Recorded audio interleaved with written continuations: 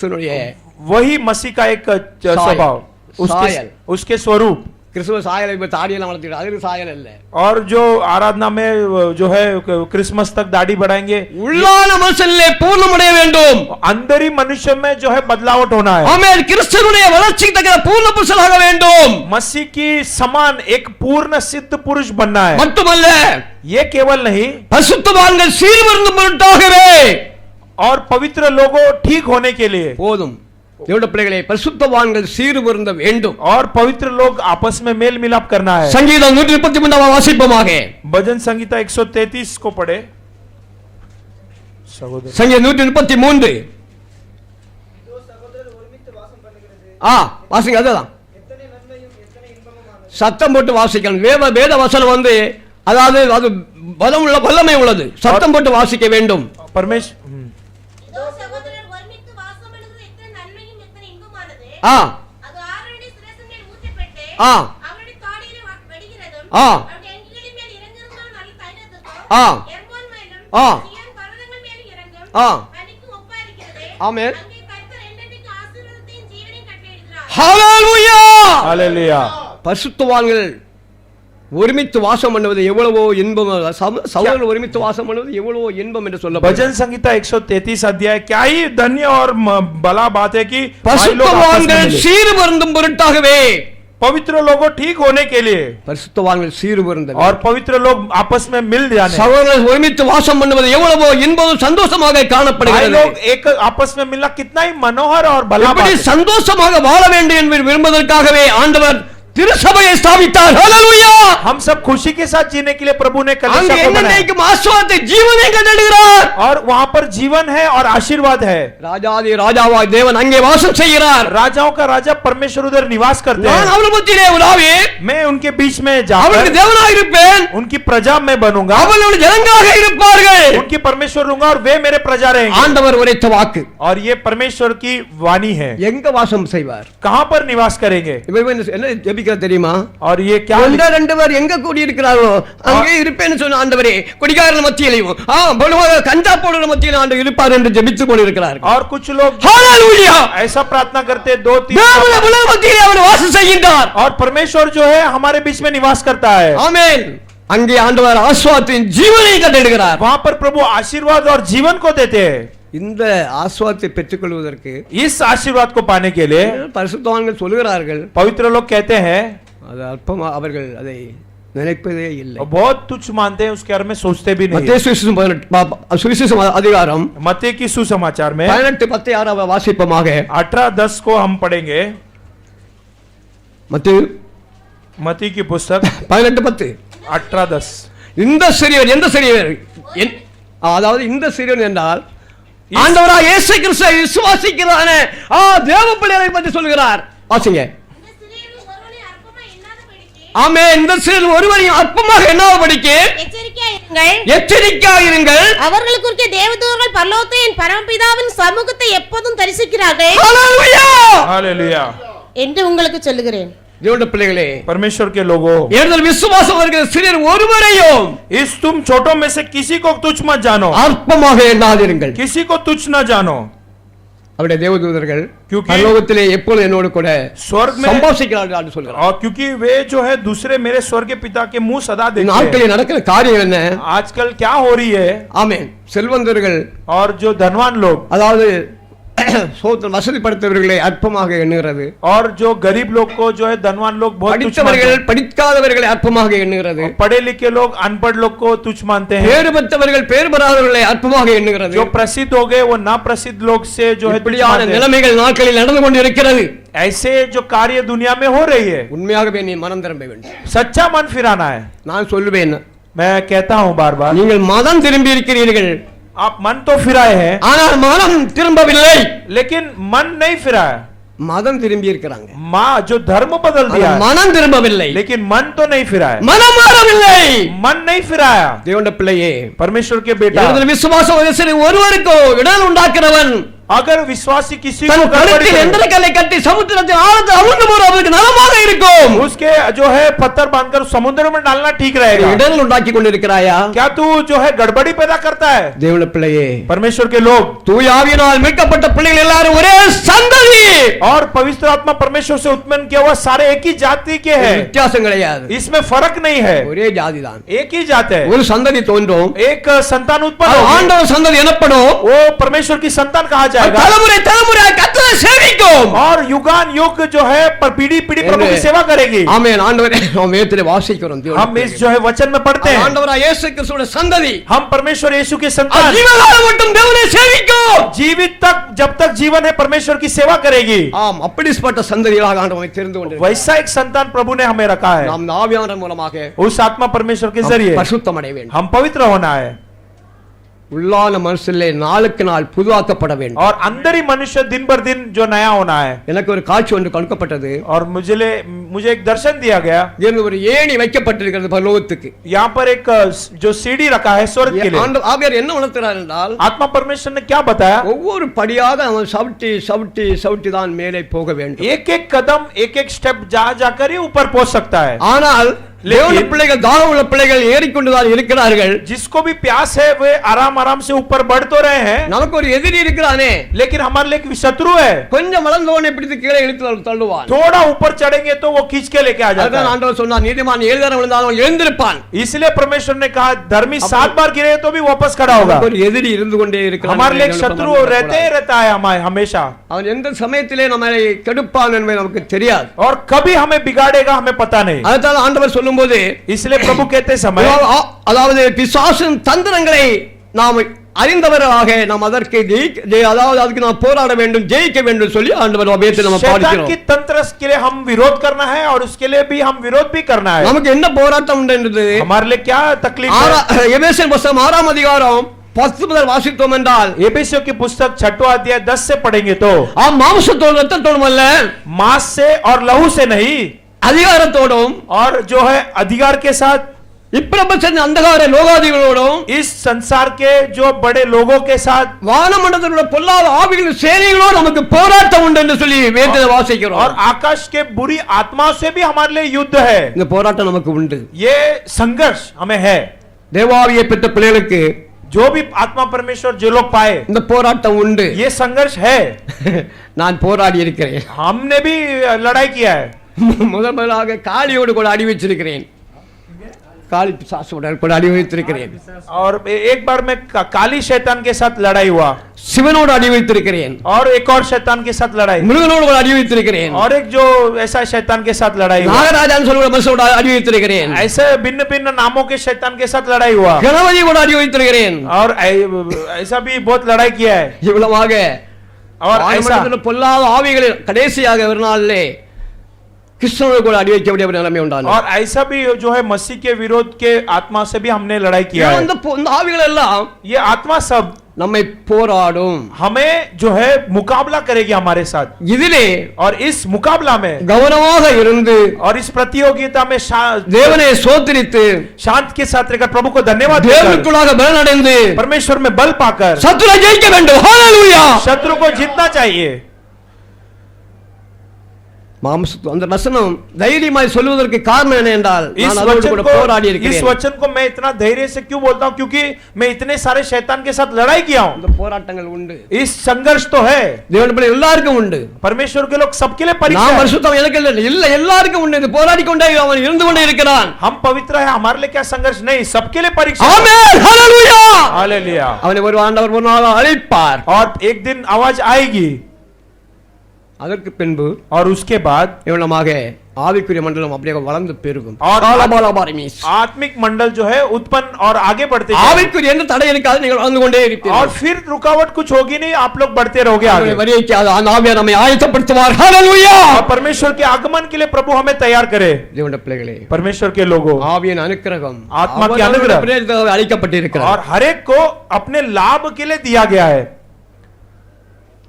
ஆவியின் அனுக்கிரகத்தை பெற்றுக்கொள்வதை அதான் அணைத்து விடக்கூடாது. और इस आत्मा को हम बुझाना नहीं चाहिए. அதனால் பரிசுத்தவான்கள் தலைமையில் வைத்து கை வைத்த போது, और जब पवित्र लोग सर पे हाथ रख के प्रार्थना करते हैं, உனக்குண்டான தேவவரத்தை तेरे में उत्पन्न होने वाले परमेश्वर की ताकत அனல் மூட்டி எழுப்பி விடுவாயாக. उसको जो है फूक कर आगे करना. அது அனல் மூட்டி எழுப்பி விட வேண்டும். उसे फूक कर आत्मा को आगे बढ़ाना है. எப்படி அனல் மூட்டுவீர்கள்? और कैसे हम जो है उसको ज्यादा करें? ஒன்று கூடுவோம், இயேசு வருவார், ஆர்ப்பரிப்போம், ஆசீர்வதிப்பார். ஒன்று கூடுவோம், இயேசு வருவார், ஆர்ப்பரிப்போம், ஆசீர்வதிப்பார். உன்னதத்தில் ஆவியார் நிரப்பிடுவார், உள்ளத்தில் புது பலம் பெற்றிடுவோம். உன்னதத்தில் ஆவியார் நிரப்பிடுவார், உள்ளத்தில் புது பலம் பெற்றிடுவோம். கண்ணீர் கவலைகள் அகன்றிடுமே, கர்த்தரின் கிருபை பெருகிடுமே.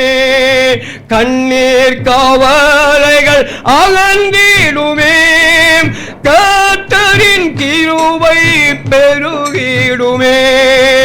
ஒன்று கூடுவோம், இயேசு வருவார், ஆர்ப்பரிப்போம், ஆசீர்வதிப்பார். ஒன்று கூடுவோம், இயேசு வருவார், ஆர்ப்பரிப்போம், ஆசீர்வதிப்பார். கட்டுகள் காவல்கள் அகன்றிடுமே, கர்த்தரின் கிருபை பெருகிடுமே. கட்டுகள் காவல்கள் அகன்றிடுமே, கர்த்தரின் கிருபை பெருகிடுமே. உன்னதத்தின் பலத்தால் ஆள்கொள்ளுவோம், தேவனின் வருகையை எதிர்பார்ப்போம். உன்னதத்தின் ஆவியா நிரப்பிடுவார், தேவனின் வருகை எதிர்பார்ப்போம். ஹல்லேலூயா. என்று கூடுவோம், இயேசு வருவார், ஆர்ப்பரிப்போம், ஆசீர்வதிப்பார். ஒன்று கூடுவோம், இயேசு வருவார், ஆர்ப்பரிப்போம், ஆசீர்வதிப்பார். தேவ கிருபையை பெற்றுக்கொண்டு அனுவாக தேவ கிருபை பெருக வேண்டும் என்றால், अगर परमेश्वर के अनुग्रह पाकर परमेश्वर में आगे बढ़ना है तो, சபை கூடி வருவதை சிலர் விட்டுவிடுவது போல और जैसे कुछ लोग कलेशा इकट्ठा होना நாம் छोड़ देते हैं, விட்டுடாதிருப்போமாக. हम ऐसे ना छोड़े. சபை கூடி வந்து कलेशा इकट्ठा होना है, தேவனை ஆராதிக்க வேண்டும் என்று ஆண்டவர் परमेश्वर விரும்புகிறார். की आराधना करना आत्मा परमेश्वर நீங்கள் चाहता அப்படி है. செய்யும் போது ऐसे आप करते समय, ஆமென், அது வளர்ந்து பெருகும். और वो उठते जाएगी, आगे बढ़ते जाएगी. உன்னதத்தில் ஆமென் இடத்திலே தேவன் நமக்கு ஒரு பங்கு வைத்து அந்த இடத்துக்காக அதை ஆயத்தப்படுத்தும். और स्वर्ग में परमेश्वर ने हमारे लिए एक जगह तैयार किया है, उस जगह को हम पाले. ஆனால் தேவனுடைய பிள்ளைகளே, इसलिए परमेश्वर के लोगों, பெற்றுக்கொண்ட அபிஷேகத்தை पाया हुआ अभिषेक को நாம் அணைத்து போடக்கூடாது. हम बुझाना नहीं चाहिए, அது அனல் மூட்டி எழுப்பி விட उसे வேண்டும். हम फूक कर और हम जो है आगे தேவனை बढ़े. அதிகமாக ஸ்தோத்திரியுங்கள், प्रभु को और अधिक धन्यवाद दो, தேவனுக்குள்ளாக மகிழ்ந்து கழிவுறுங்கள். परमेश्वर में आनंद रहो. அவரை கர்த்தரை தேடுவர்களுடைய இருதயம் जो परमेश्वर को ढूंढता है उसका हृदय மகிழ்வதாக. जो खुशी होगी. கர்த்தரை தேடுவர்களுடைய இருதயம் जो परमेश्वर को खोजते हैं வாழ்வதாக उनके हृदय जीता रहे. என்றுதான் வேதத்தை வாசிக்கிறோம். ऐसे हम वचन में पढ़ते हैं. யார் உண்மையாகவே ஆண்டவரை தேடுகிறார்களோ जो भी सच्चे मन से परमेश्वर को ढूंढते हैं, அவர்கள் இருதயம் மகிழும், उनके हृदय खुशी होगी, அவர்கள் இருதயம் வாழும். उनके हृदय जीता रहेगा. நாம் அப்படி செய்வோம். हम ऐसे ही करेंगे. ஐயாவுக்கு பயந்து ஆராதனைக்கு வரக்கூடாது. और जो है अय्या जी को डर कर आराधना के लिए नहीं आना है, உண்மையாகவே सच्चे मन से உண்மையாகவே और सच्चे मन से. தொழுது கொள்கிற और जो भी आराधना करते हैं யாவருக்கும் सभी लोगों को கர்த்தர் சமீபமாக இருக்கிறார். परमेश्वर नजदीक है. நாம் உண்மையாகவே அவரை தொழுது கொள்ளும் போது हम सच्चे मन से प्रभु की आराधना करेंगे तभी, அங்கே எங்கேன்னு போய் அலைய வேண்டிய அவசியமே இல்லை. और इधर उधर घूमने की जरूरत नहीं है. ஹல்லேலூயா. हालेलुया. நாம் உண்மையாகவே தேவனை தொழுது கொள்ளும் हम போது सच्चे मन से प्रभु की आराधना தேவனை करें. இவ்வளவு சமீபமாய் பெற்ற பெரிய ஜாதி எது? इतने करीब और इतने नजदीक कौन परमेश्वर को இது पाया? ஒரு ஜாதி கிடையாது. ऐसे कोई जात नहीं. ஹல்லேலூயா. हालेलुया. நாம் பெரிய ஜாதி, ரட்சிக்கப்பட்ட ஜனமே, उद्धार पाए परमेश्वर के संतान, உனக்கு ஒப்பானவன் யார்? तेरे समान कौन? இந்த பூமியில யாரும் கிடையாது. इस पृथ्वी में कोई भी नहीं है. ரட்சிக்கப்பட்ட பிள்ளைகளுக்கு எதிராக இந்த பூமியில யாரும் கிடையாது. उद्धार पाए हुए लोगों के हालेलुया. कोई भी नहीं है. அது பிரிக்கெடுக்கப்பட்ட ஜனம். और वो अलग किया हुआ प्रजा. ஆண்டவர் இயேசுவாமி சொன்னார், प्रभु यीशु ने कहा, நான் உலகத்தால் அல்லாத போல मैं जैसे पृथ्वी में था, இவர்கள் உலகத்தால் எல்லாம் ஆண்டவரே என்று சொன்னார். ये पृथ्वी के लोग नहीं है. நம்மை உலகத்திலிருந்து ஆண்டவர் வேறு பிரித்து इस வைத்திருக்கிறார். संसार ने प्रभु में अलग. ஹல்லேலூயா. हालेलुया. நாம் ஒரு பெரிய ஜாதி. हम एक बड़े जात के, நாம் ஆண்டவரை நாம் ஆராதிக்க முடியாத தெரிந்தவர் மட்டுமல்ல, और जो परमेश्वर की आराधना के लिए केवल नहीं चुना गए, பரலோகத்திலே और स्वर्ग में சதா காலமும் और हमेशा के लिए நாம் தேவனோடு கூட வாழப் हम போகிறோம். प्रभु के साथ हम ஹல்லேலூயா. हालेलुया. தேவனுடைய பிள்ளைகளை அதை நாம் சிந்தித்து தேவனுக்கு அதிகமாக நன்றி செலுத்துவோம். इसे हम सोचकर परमेश्वर के लोग हम उनको धन्यवाद करेंगे. நான் போகிறேன், हम जा रहा हूँ ஒரு இடத்தை ஆயத்தம் பண்ணி விட்டு एक जगह को तैयार करके, நான் இருக்கிற இடத்திலே मैं जिधर रहता हूँ वहाँ पर நான் சேர்த்துக் கொள்ள முடியாக वहाँ पर मिला लेने के लिए மறுபடியும் வந்து உங்களை அழைத்து சொல்லுவேன். वापस में आकर तुम्हें लेकर जाऊंगा. ஆமென். ஆண்டவர் இயேசு கிறிஸ்து வரப்போகிறார். और प्रभु यीशु, ஹல்லேலூயா. हालेलुया. ஹல்லேலூயா. हालेलुया.